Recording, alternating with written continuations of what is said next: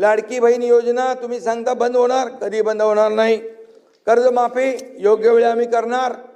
जे आम्ही 2100 अरे करणार बोललो ना मगाशी, योग्य वेळी योजना सांगितल्या सचिन भाऊ, त्या योजना जर तुम्ही व्हेरीफाय करा, एकही योजना एकही निर्णय खोटा असेल तर मग मला तुम्ही विचारा.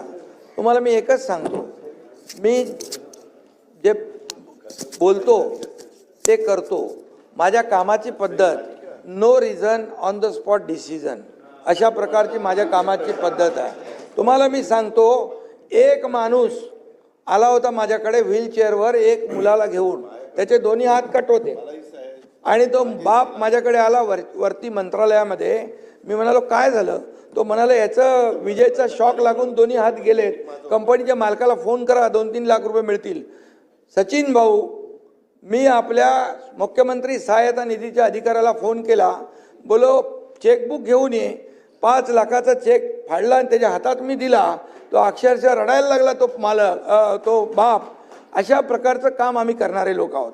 हे जे बोललेलो आहे हे बिलकुल न होणारं काम मी कधी बोलत नाही. आणि जे आम्ही शब्द दिलेला आहे, दादा पण आलेले आहेत, आम्ही जे बोललोय, लाडकी बहीण योजना तुम्ही सांगता बंद होणार, कधी बंद होणार नाही. कर्जमाफी योग्य वेळी आम्ही करणार. जे आम्ही 2100 अरे करणार बोललो ना मगाशी, योग्य वेळी करणार आम्ही.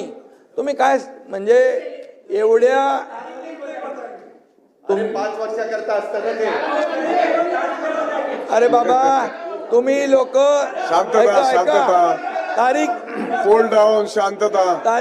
ओ सचिन भाऊ, ओ काही लोक म्हणत होते, काही ओ सतेज दे बरोबर बोलले ते. आम्ही जे बोललोय ते करणार. तुम्ही शब्दाचे पक्के आहे. आणि तुम्ही तारीखचं म्हणता.